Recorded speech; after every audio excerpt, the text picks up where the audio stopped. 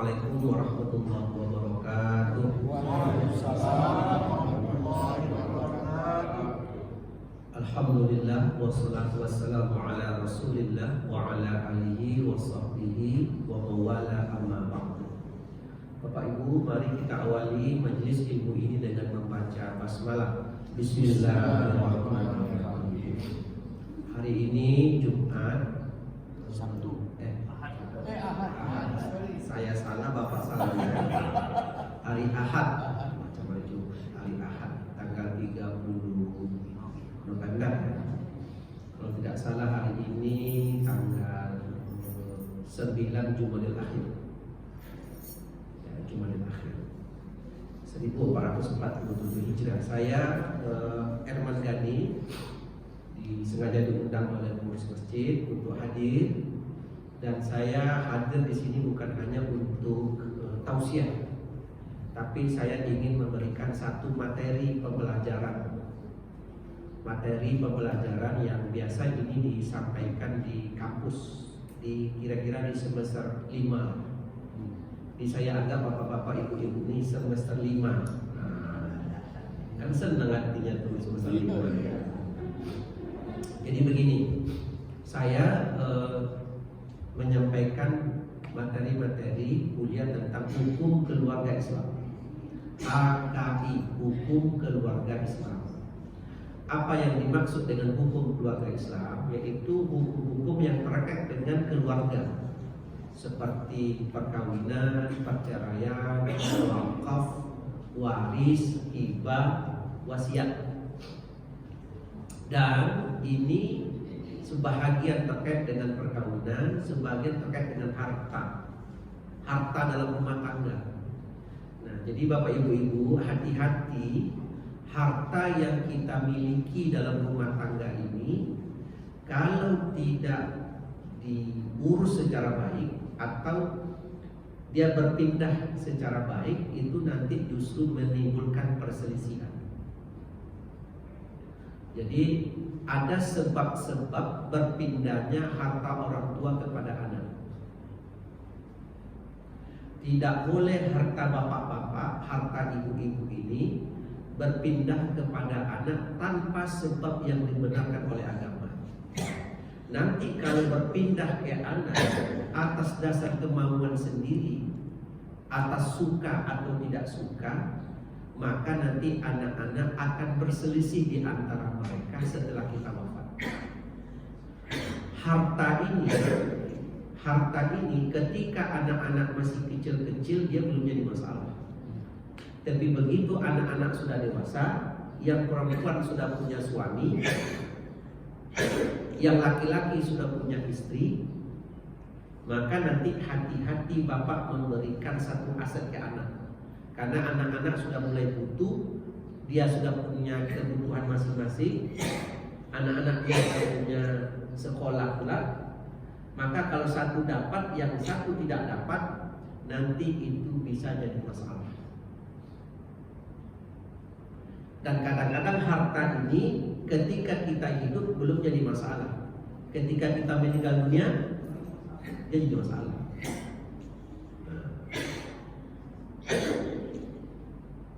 Jadi ini diperhatikan betul ini. Ibu-ibu di belakang dengar nih. Apa yang ibu dengar?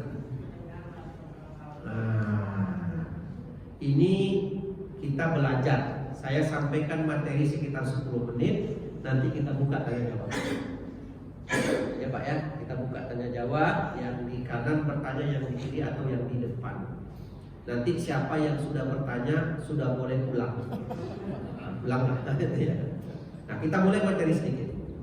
Bapak Ibu sekalian, sebagai orang tua, bapak-bapak, ibu-ibu mesti menjaga kekompakan anak-anak. Bapak-bapak, ibu-ibu kalau memiliki harta, memiliki aset, jangan anak-anak ini sampai bertengkar di antara mereka karena aset-aset yang bapak miliki dipindahkan ke anak, satu anak dapat, satu anak tidak dapat. Kenapa anak ini dapat? Karena dia sayang ke saya, sering nengok saya. Kenapa ini tidak dapat? Karena jarang menengok saya. Bolehkah itu dilakukan? Jawabannya tidak boleh. Tidak boleh. Nah, sekarang apa sebab harta itu berpindah ke anak? Bisa harta itu kita pindahkan ketika kita hidup. Namanya hibah. Apa namanya, Bu? Bolehkah Ustadz ketika saya hidup saya memberikan harta ke anak-anak? Jawabannya boleh. Dengan syarat kalau satu anak dapat, yang lain mesti dapat. Itu namanya unsur keadilan. Saya akhir-akhir ini menyelesaikan perkara.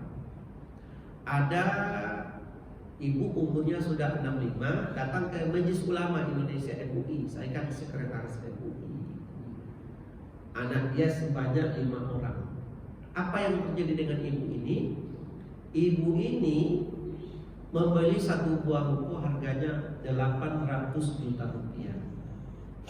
Kita tidak menyebut nama, tidak menyebut orang, tapi kita menyebut inti masalahnya untuk pembelajaran bagi kita.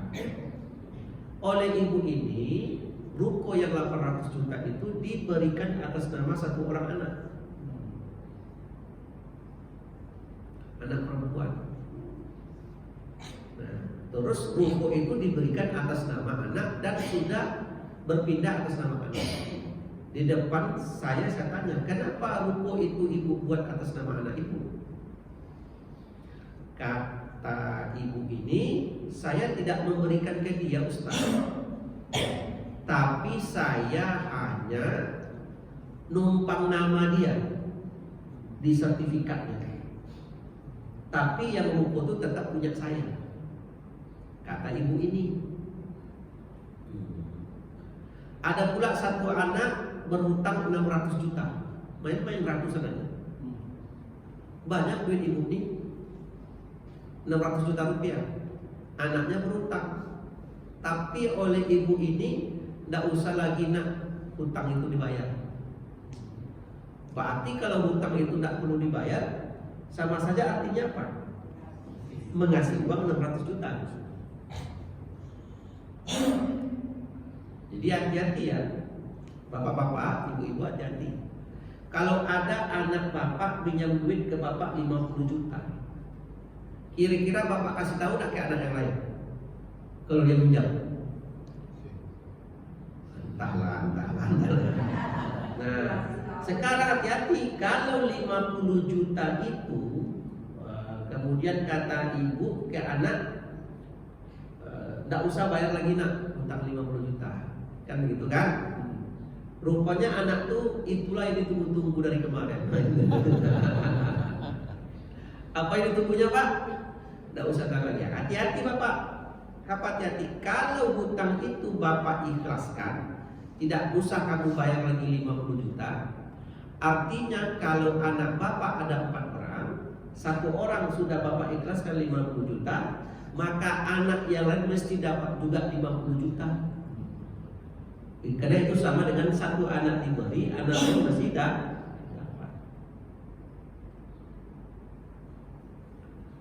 Ini hati-hati nih Pak. Kalau satu anak Bapak ikhlaskan, tidak dibayar hutang 50 juta, dengar oleh anak yang lain, kira-kira mereka bertengkar apa tidak? Hati-hati Pak. Hati-hati. Kalau soal duit, bisa orang kepala sama-sama hitam, adik beradik kandung, tapi itu bisa menimbulkan masalah. Inilah yang dibahas dalam hukum keluarga Islam itu. Maka tidak boleh seorang tua itu ketika masih hidup menghibahkan harta ke anak, satu anak dapat, satu lain tidak dapat. Dari kasus ibu yang saya tanya tadi, ibu kenapa ruko 800 juta itu bapak ibu berikan ke anak? Itu numpang nama aja Ustaz, tapi ruko tetap saya yang punya. Bisa tidak seperti itu? Tidak bisa. Kalau sudah ibu buat atas nama dia, itu sama saja ruko itu milik dia, karena secara sertifikat punya anak. Ibu ini punya harta banyak, Terus saya punya feeling anaknya yang berlima ini. Apa feeling saya anak yang berlima ini? Saya tanya, kamu yang laki-laki, dia yang laki-laki ini yang agak kesal karena dia tak dapat bagian. Dan ibu ini masih menggunakan gaya-gaya lama. Apa itu? Yang anak perempuan dapat, laki-laki tidak. Itu terjadi kalau harta itu bukan milik pribadi. Kalau harta itu pusaka tinggi seperti orang Sumatera Barat, di mana harta itu tidak diketahui siapa pemiliknya dari awal, namanya harta milik kaum, itu memang sistem penggunaannya ke pihak perempuan. Tapi haknya hak pakai, bukan hak memiliki. Tapi kalau harta itu harta pusaka rendah, miliknya milik pribadi, kamu punya pribadi, tidak boleh seperti itu. Setiap anak mesti dapat meskipun laki-laki atau perempuan. Nah, ini yang tak paham. Sudah berapa lama kamu tidak ketemu dengan kakak perempuanmu? Sudah 2 tahun tidak saling berkunjung. Saya tanya lagi, saya coba tanya. Sudah berapa lama kamu tidak datang ke rumah ibumu? Sudah 1 tahun tidak datang ke rumah ibu. Hanya gara-gara harta tadi. Saya berpikir Bapak Ibu, ternyata orang yang punya banyak harta justru bukan malah menjadi baik, justru menjadi pusing. Bapak-bapak dengar sekarang cerita saya ini? Yang bersandar-bersandar ini dengar nih? Ini bersandar lama, sandar saya tengok mau hilang. Nah ini penting ini. Nah maka seperti apa caranya Ustaz? Nah caranya seperti ini. Bolehkah ketika kita masih hidup menghibahkan harta ke anak? Jawabannya boleh. Dengan syarat apabila satu anak dapat, yang lain mesti dapat. Mesti Pak, jangan main-main. Ada anak yang tak sayang dengan bapak, dapat apa tidak? Mesti dapat. Tak ada ukurannya. Sayang tidak sayang tidak jadi ukuran.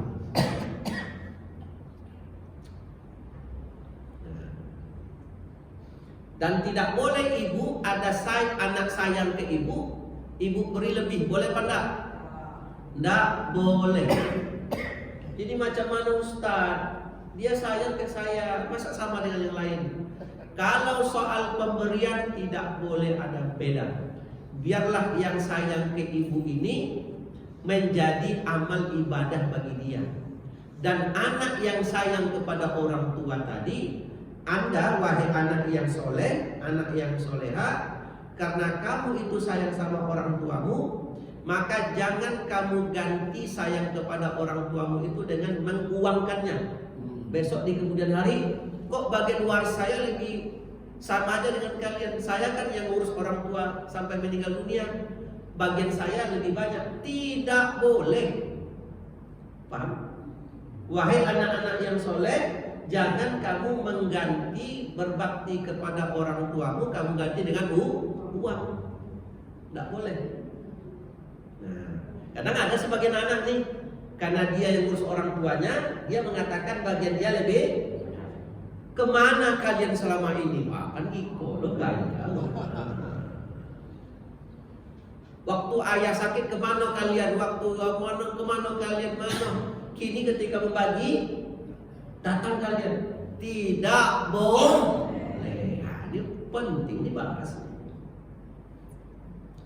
Nah, jadi pelajaran kita di pagi hari inilah tidak boleh bapak-bapak, ibu-ibu, harta kita itu berpindah tanpa ada sebab, karena akan membuat mereka berselisih.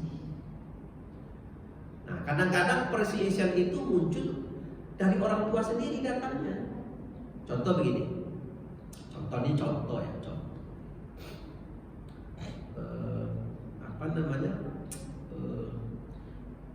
Tentang ibu yang menyerahkan buku 800 juta menghutangkan anak-anak tadi dan anak-anak berkonflik, apa yang mesti diselesaikan? Saya bilang sama ibu dan anak-anak itu, pertemuan kedua, jadi setelah itu nanti akan ada pertemuan kedua Dan mereka sudah WA karena waktunya tidak sempat, karena itu harus panjang waktunya. Saya katakan, saya tidak mau lagi ketemu dengan bapak-bapak, ibu-ibu ini, kecuali nanti telepon saya berazam bahwa pemberian ibu ke anak kita list dulu siapa yang dapat, siapa yang belum. Kalau tidak itu nanti topik pembicaraan, jangan ketemu saya lagi. Bertengkarlah kalau tidak ada beranak. Kenapa? Karena kalau sepanjang itu tidak selesai, maka mereka saling akan tuduh menuduh. Yang pernah dapat mengatakan tidak pernah, yang belum pernah dapat menuduh. Ibu siap apa tidak? Siap Ustaz. Jadi nanti yang ini dapat 800, ini dapat 600. Siapa yang belum dapat sama sekali? Karena itu nampaknya baru bisa selesai. Itu nampaknya baru bisa selesai. Jadi kita bicara hibah ini ya, fokusnya hibah. Bolehkah kita ketika hidup memberikan harta kepada anak? Jawabannya boleh. Dengan syarat anak itu satu anak dapat, yang lain dapat. Syarat kedua, kalau bapak ingin menghibahkan harta ke anak, bapak ini hebat, banyak duit, gagah, aset ingin pindahkan ke anak, umpamanya 20 kali 30, 20 kali 30 tanah. Boleh apa tidak? Boleh. Syaratnya baru disebut hibah apabila objek, kalau dia tanah, objek ini mesti berpindah atas nama anak. Ketika kita masih hidup, itu namanya hibah. Jadi kalau dia sertifikat, balik nama langsung. Tidak boleh bapak ibu menghibahkan harta ke anak dengan kalimat, ini nanti untuk engkau ya, nanti untuk engkau, ini nanti untuk engkau, ini nanti untuk engkau. Tapi objeknya masih bapak kuasai, itu bukan hibah namanya. Nanti kalau belum juga bapak serahkan, sampai bapak mati, ini tanah nanti masuk waris lagi, tidak hibah namanya. Ada tidak orang tua macam itu Pak? Ada, nanti untuk engkau, nanti untuk engkau, nanti untuk engkau. Tapi objek masih ditahan. Itu namanya hibah icak-icak namanya. Itu tidak. Kalaupun nanti ingin hibahkan, objeknya mesti sekarang. Wah, gitu dia. Tidak boleh juga hibah itu berkait. Ada orang tua menghibahkan ruko anak. Nah, ini ruko milik engkau. Tapi selagi ayah masih hidup, sewanya ayah yang ambil. Boleh apa tidak? Tidak hibah namanya itu. Ya. Jadi bolehkah hibah itu dilakukan? Jawabannya boleh. Dengan syarat satu anak dapat, yang lain dapat. Nah, ini contoh terakhir ini, nanti kita buka tanya jawab. Ada bapak-bapak dapat ganti rugi jalan tol 1 miliar. Coba yang dapat ganti rugi jalan tol katakan ada juga 1 miliar. Jalan tol Pak 1 miliar. Bapak ini dia punya banyak tanah tapi tidak pernah megang duit cash. Tidak pernah megang duit cash. Terus apa yang terjadi? Nah, begitu dapat duit 1 miliar, 200 juta anaknya 3 laki-laki, dikasihlah ke anaknya 200 juta. Jadi anak paling besar, anak yang di tengah, dan anak yang di bawah. 200. Jadi 600 dikasihkan ke anak, 400 ditahan. Boleh apa tidak? Silakan, dengan syarat satu anak dapat, yang lain dapat. Nah, dan tidak perlu melihat ada anak yang susah, ada anak yang senang. Jangan nanti bapak-bapak ada anak yang susah dilebihkan, anak yang agak hidupnya mudah dikurangi. Jangan. Penting jumlahnya sama. Ternyata dari 3 orang adik-beradik ini, kakak yang paling tua itu hidupnya susah. Menyewa anak 6 hidup susah, menyewa.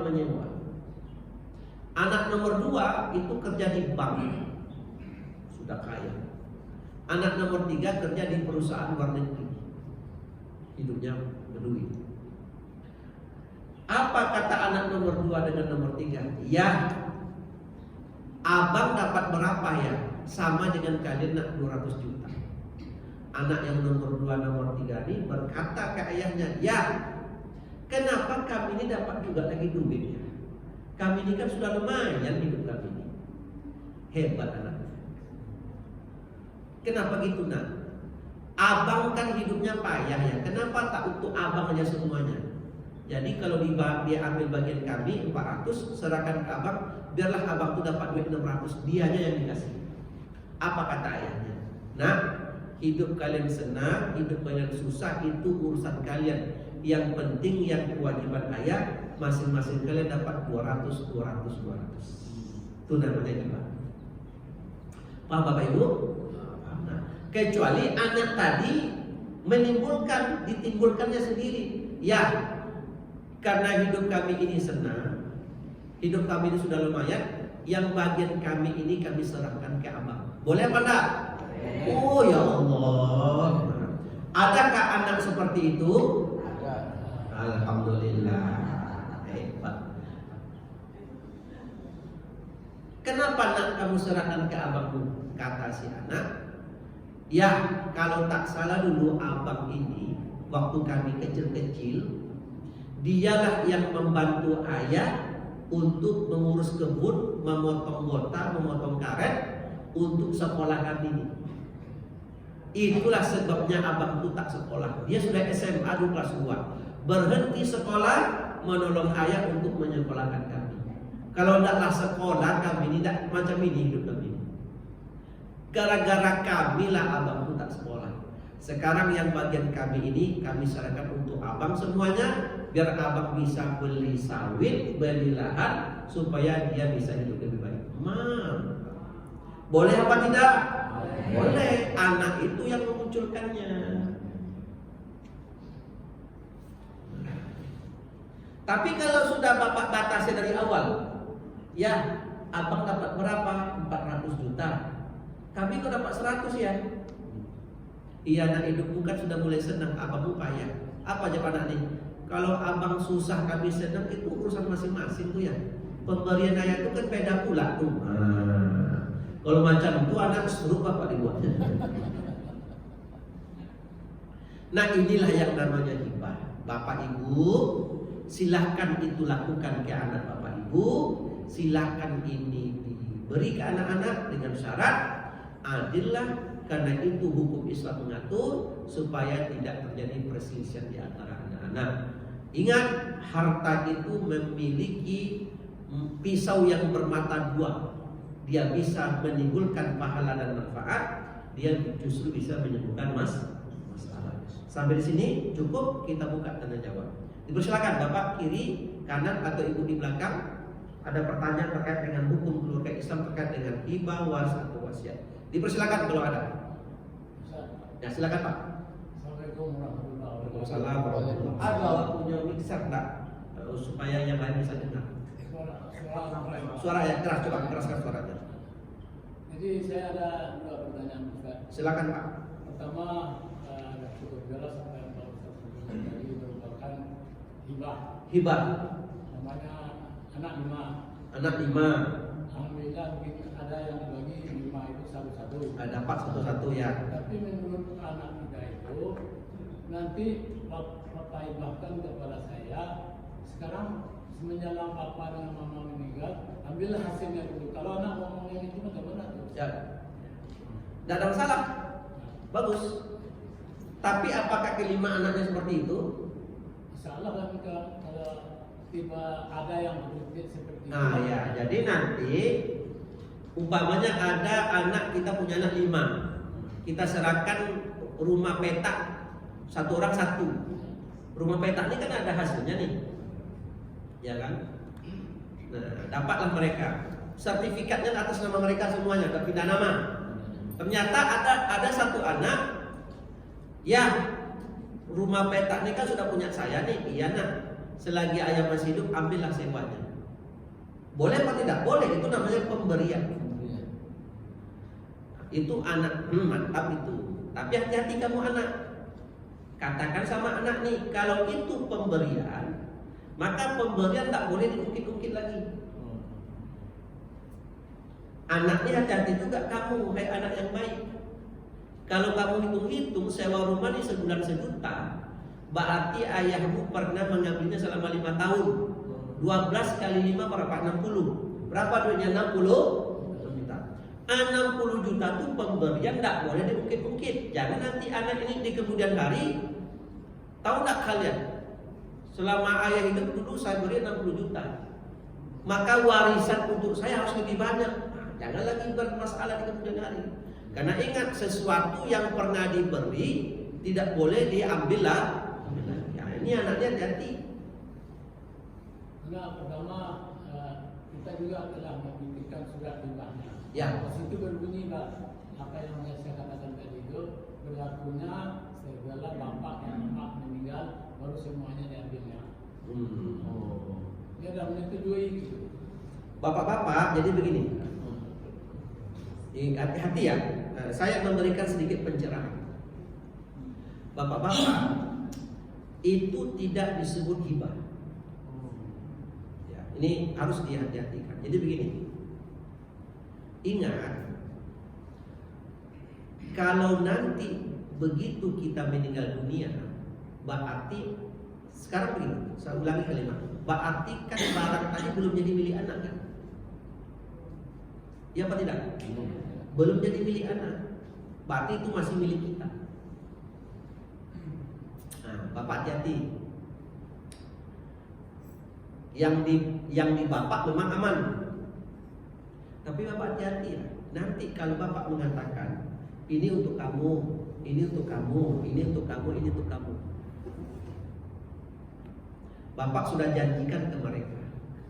Ini di Bapak tidak tepat, alhamdulillah aman ini.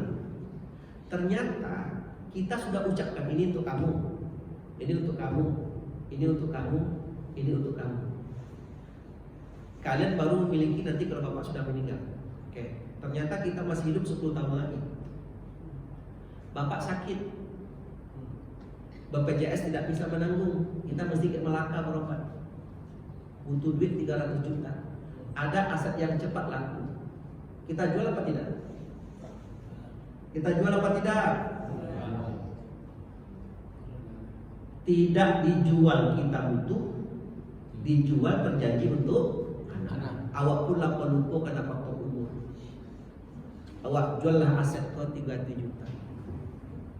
Padahal kita sudah menjanjikan untuk apa yang terjadi? Tak datang anak hari raya le. Aku anak tidak datang, apa masalah? Terlupa awak aset yang bagiannya terjual. Bapak, jangan Bapak mengunci diri Bapak sendiri. Kalau awak yang punya gini, biarlah awak yang menguasai. Tak usah dijanji-janjikan. Toh nanti kalaupun kita mati, mereka juga yang punya. Betul apa enggak? Itu Bapak sama saja mengurung diri Bapak sendiri dengan janji Bapak. Saya tanya, sekarang siapa yang mau menghibahkan harta ini? Kemauan Bapak atau diminta oleh anak? Jawab.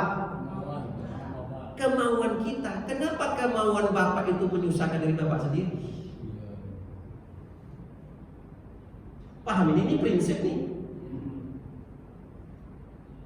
Kenapa kemauan kita menyusahkan diri kita?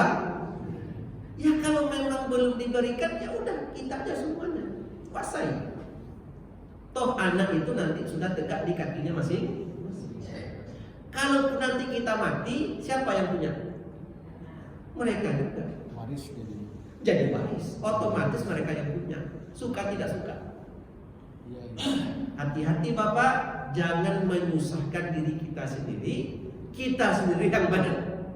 Kita tidak tahu hidup ini kan. Atau ada nanti mungkin yang tidak beristri dua mungkin kan. Tentu itu modalnya lagi. Dicontoh saja. Karena begini Pak, saya beberapa kali pernah ketemu sama anak, di mana anak ini menagih ke orang tuanya karena orang tua pernah berucap. Akhirnya orang tua itu susah sendiri dibuat. Nah kalau nanti yang Bapak buat itu aman, jalanlah, alhamdulillah. Tapi nanti untuk beberapa kasus dia berisiko. Atau ada salah satu aset yang habis. Awak ulun meninggal, tapi yang dijanjikan habis, umpamanya terbakar atau ditimpa gelodok, paham? Terus bermasalah nanti aset ini. Nah, Pak, yang kita bagi itu objeknya atau nilainya? Nilainya ya.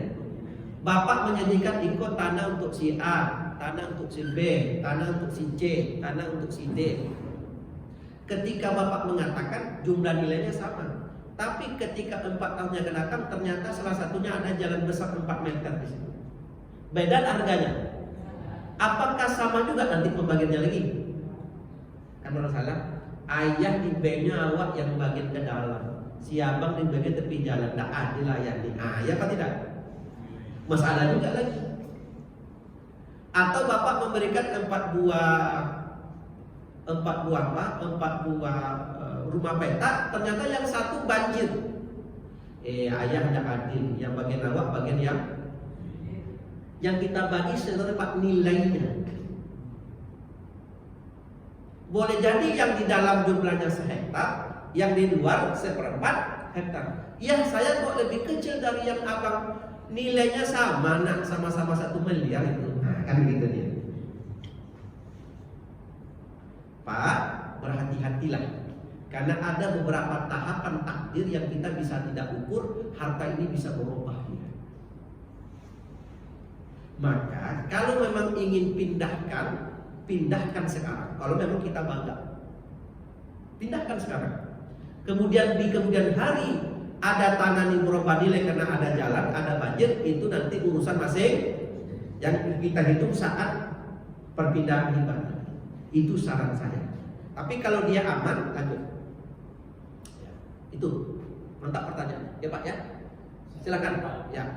Tadi masalah harta pusaka tinggi dan pusaka rendah. Ya, pusaka tinggi dan pusaka rendah. Silakan.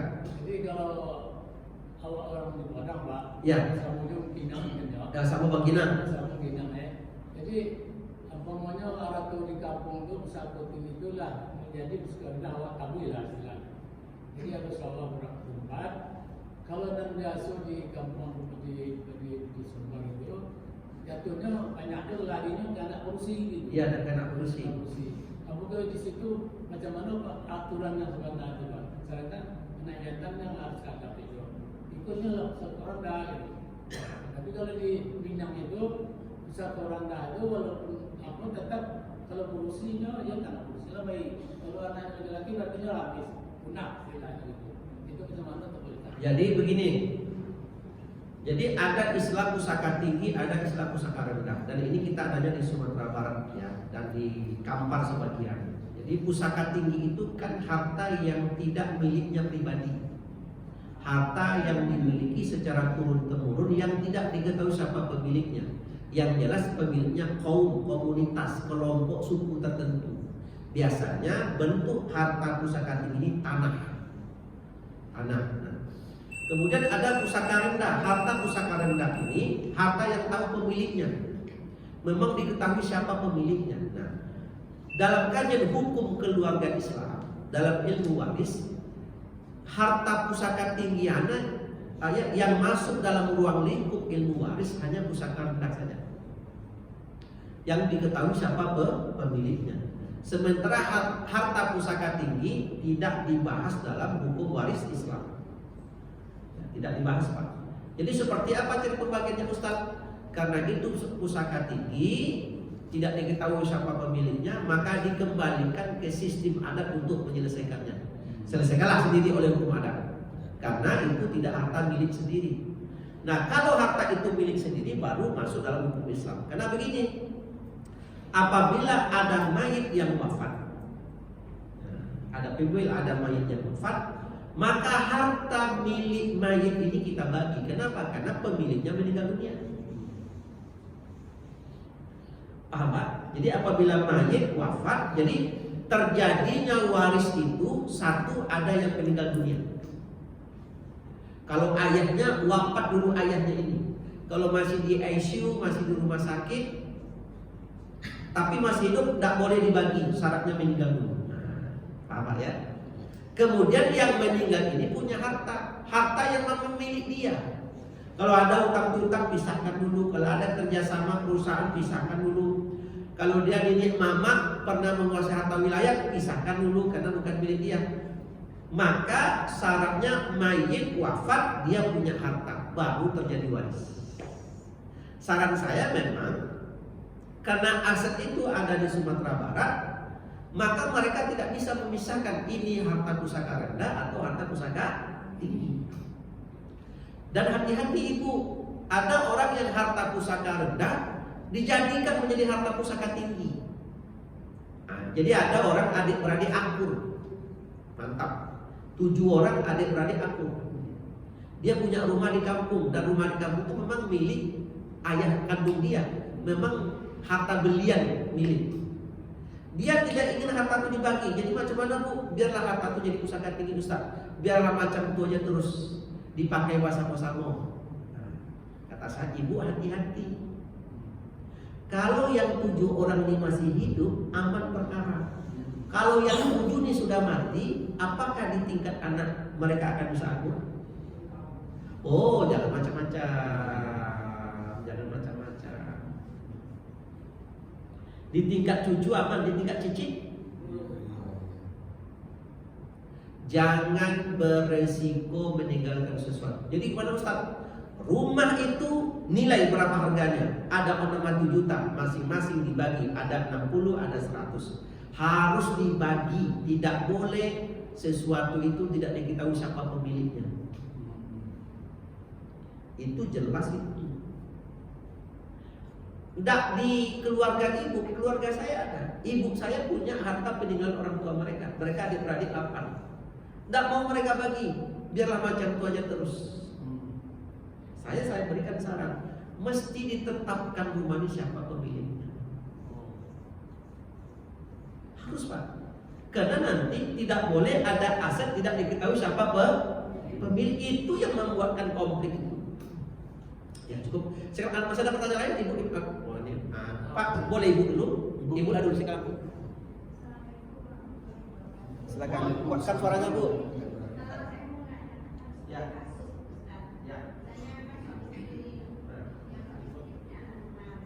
Suami istri punya anak 5. Ya. Suami meninggal. Kemudian misalnya tahun 80 meninggal suami, tahun 85 meninggal istri. Oh, udah meninggal dua-duanya. Kemudian tahun 90 meninggal anak laki-laki. Oh ya. Berarti kan sisa tinggal 1 laki-laki, tinggal 3 perempuan. Itu bagaimana pembagiannya? Tidak apa-apa bu. Jadi begini, anak laki-laki yang sudah meninggal dunia itu dianggap hidup dia dulu. Dianggap hidup dulu. Karena kan terjadi penundaan pembagian waris. Sudah meninggal ayah ibunya, anak masih hidup 5. 2 laki-laki, 3 perempuan. Karena belum dibagi, meninggallah 1 orang nih. Banyaklah kita macam itu. Terjadi penundaan waris yang sangat panjang. Maka yang 1 itu dianggap hidup. Hah? Paham ibu? Jadi, wajib dapat. Nanti caranya begini, kalau harta itu umpamanya harganya 700 juta ya harga aset itu kita uangkan. Dia bagusnya Pak kalau dibagi diuangkan Pak supaya mudah. 700 juta berarti nanti laki-laki kan 2. Yang kan terjadi 2:1 antara laki-laki dan perempuan. Cara mencarinya anak laki-laki itu dikali 2. 2 kali 2 berapa? 4. Anak perempuan 3. 3 tetap dihitung kali 1. 3 kali 1 berapa? 3. 4 tambah 3 berapa? 7. Maka harta itu dibagi 7. Untuk anak laki-laki dapat 2/7, 2/7. Untuk anak perempuan yang bertiga dapat 1/7, 1/7, 1/7. Habis hartanya? Habis. Sekarang yang anak laki-laki meninggal punya anak tak dia?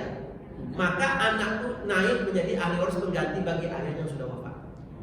Ya bu ya, jangan hilang. Ya, ini terjadi penundaan pembagian waris. Sebaiknya bagi cepat sekarang sebelum yang lain itu meninggal pula. Ya jangan ditunda-tunda. Dan boleh jadi anak-anak butuh. Ya, kapan sebaiknya harta waris ini dibagi? Lebih cepat lebih baik. Kalau bisa seminggu, sebulan bagi. Tidak usah lama-lama. Ya. Yang penting itu kita menentukan bagian masing-masing itu yang penting. Kalau menyerahkannya boleh bisa 2 tahun lagi. Kenapa? Karena bentuknya tanah itu dijual dulu. Lama pula lagi mencari penjual, kan? Tapi adik-beradik sudah tahu berapa bagian mereka di sini. Itu yang penting, itu yang pertama. Ya Bu ya, cukup. Silakan Bapak. Tunggu Pak ya, silakan. Sebenarnya itu sama saja. Sama ya. Tapi ya turunnya lagi Pak. Seandainya aset itu belum dibagi Pak ya, belum dibagi. Hasil. Nah, aset itu belum dibagi. Aset belum dibagi.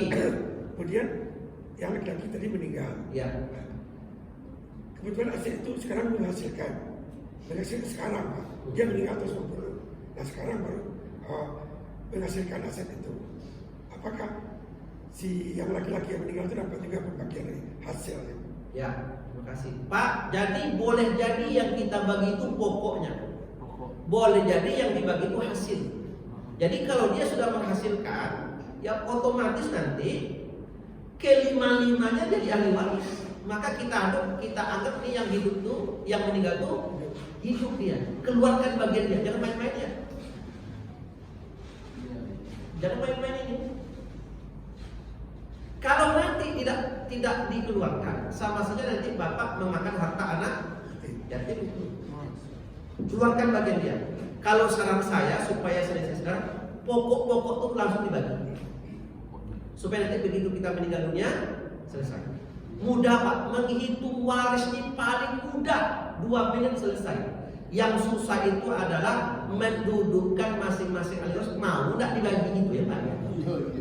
Apalagi ada salah satu saudara yang terkandung yang sudah terlanjur menguasai objek dan merasa menikmati bertahun-tahun, itu yang payah mengambil. Ya, cukup. Ya, silakan Pak. Terakhir. Assalamualaikum. Wassalamualaikum. Begini Pak, saya ada teman saya. Ya. Dia sudah berumah tangga. Ya. Dengan sehingga 2 tahun kemudian punya anak 3 anak. Kemudian dalam istrinya meninggal. Yang meninggal siapa? Istrinya. Istri. Yang kawan bapak suaminya atau istri? Soal laki. Yang laki-laki ya. Jadi kemudian dia menikah lagi dengan wanita yang sudah punya anak. Ya. Anak tiri jadinya. Ya. Nah, ini sekarang porsi pembagiannya gimana? Apakah sama dengan anak kandung dengan anak tiri? Ya. Kemudian mana jika kalau misalnya kita udah punya anak, kemudian ngangkat anak, ada angkat jadinya. Jadi porsi pembagiannya bagaimana? Oke. Pertanyaan saya begini, Pak. Ingat ya, yang kita bagi harta mayit. Iya, namanya. Sekarang pertanyaan, yang meninggal siapa? Yang laki-laki. Nah, ingat, apabila mayit wafat, ya, ingat yang kita bagi harta mayit ya. Maka siapa yang jadi ahli waris dia? Pertama nasab kandung. Yang jadi ahli waris itu anak kandung. Yang tidak kandung tidak jadi ahli waris. Anak tiri dapat. Anak angkat dapat apa tidak? Dapat, tapi tidak sebagai nasab, nanti sebagai wasiat dia dapat. Ada nanti pembicaraan tentang ketentuan anak angkat. Kalau memang dipastikan anak itu anak angkat.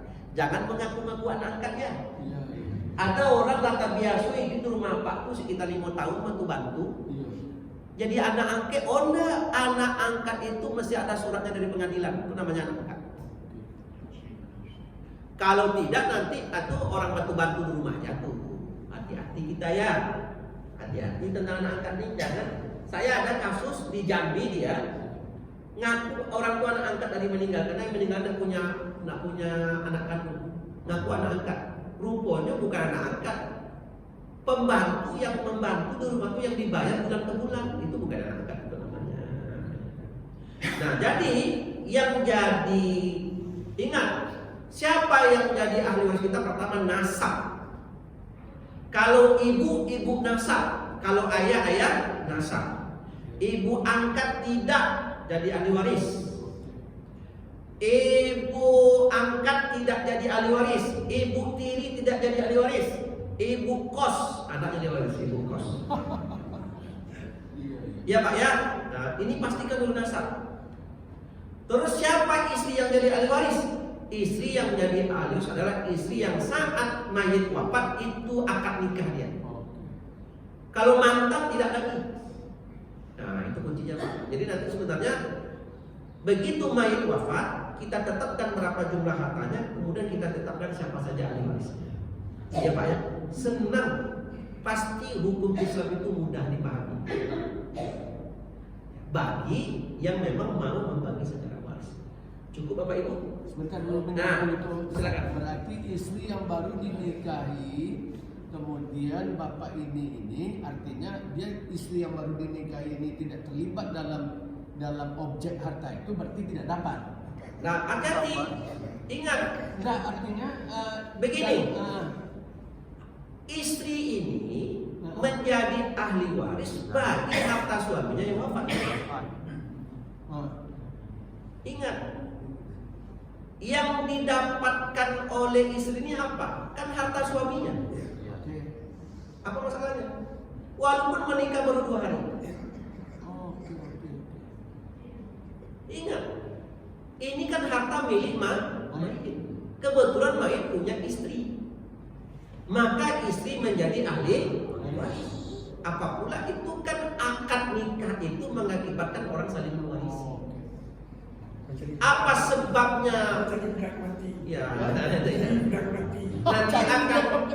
nanti akan kita buat pembahasan tentang sebab-sebab suami istri saling mewarisi. Nanti kita bahas, itu menarik itu, satu kali tatap muka lah. Insyaallah. Ya. Periode berikutnya. Ya, periode berikutnya. Ini kan wajah-wajah banyak beritanya nanti.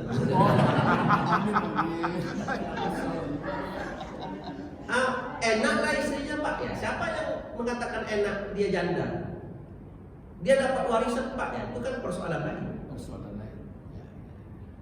Nah kebetulan bapak ini punya duit 10 miliar, punya istri, cerai dia, punya istri yang kedua, cerai, punya istri ketiga. Dengan istri ketiga meninggal bapak ini.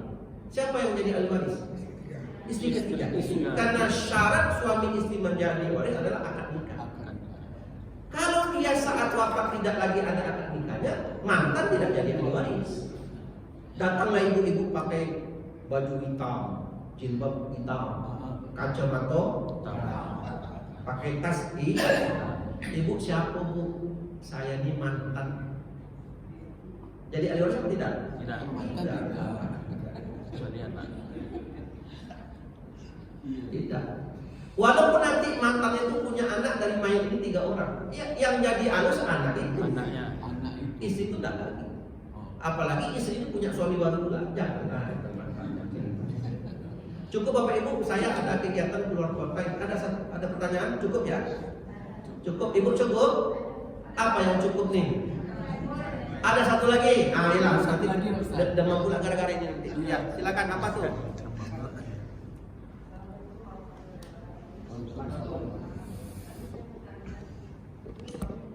Suami meninggal dunia.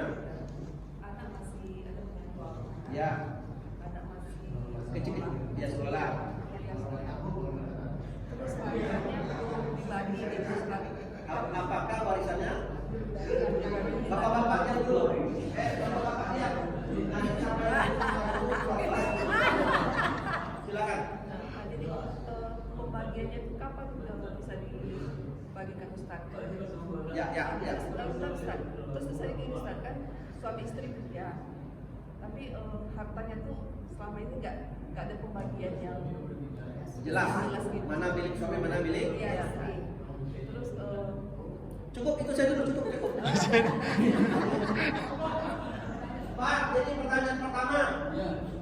Suami meninggal.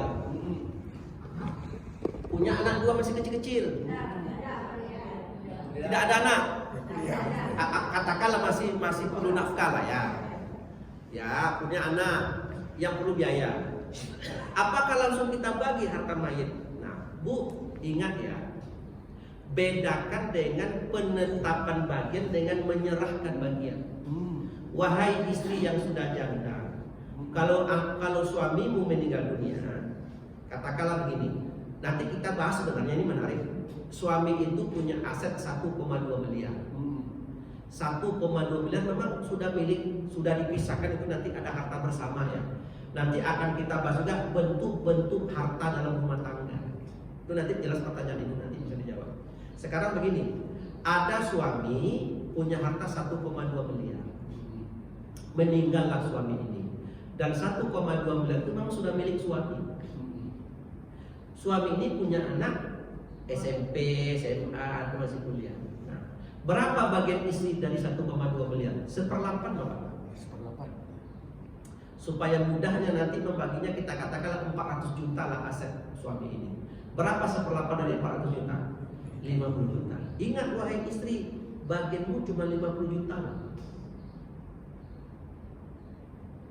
dari aset suami, bukan dari aset kamu. Nanti kalau aset itu berubah ya 50% posisi suami, 50% posisi istri, kita bagi dua, namanya harta bersama. Yang kita bagi itu kan harta mayit, bukan hartamu suami istrinya masih hidup. Nanti dari katakanlah harta itu tinggal 400 juta, istri apalagi 1/8, 50 juta. Nah 350 juta itu kan milik anak. Karena anak ini masih kecil-kecil, tetap aja kamu yang megangnya dulu. Yang jelas aset yang kamu pegang ini milik anak. Ya, paham ya? Ini penting nih. Nggak usah diserahkan sekarang. Jadi ibu dianggap sebagai wali anak yatim yang memegang aset anak yatim dari orang tuanya yang meninggal. Kita bahas nanti insya Allah di pertemuan berikutnya. Ya Bu ya, insya Allah ya. Habis. Ibu-ibu sekalian, besok kalau ada nanti tanya jawab, tolong nanti disediakan mic supaya ustadznya nggak jalan-jalan. Ya kan ya, ustadz ke sana sini ribut, sana. Semangat Bapak Ibu sekalian, insya Allah kita sambung lagi di lain waktu. Saya kebetulan ada kegiatan ke luar kota. Sebenarnya saya sudah berangkat dari subuh karena terjanji nih dengan masjid ini, dan saya ingat betul di Ramadan kemarin saya di sini. Ramadan. Demikian Bapak Ibu, mudah-mudahan ini sebenarnya banyak yang mesti kita diskusikan ya. Nah, ini terkait dengan problem dalam rumah tangga. Demikian kita tutup dengan doa kafaratul majelis. Subhanallahumma wa bihamdik, asyhadu an la ilaha illa anta, astaghfiruka wa atubu ilaik. Wassalamualaikum warahmatullahi wabarakatuh. Bapak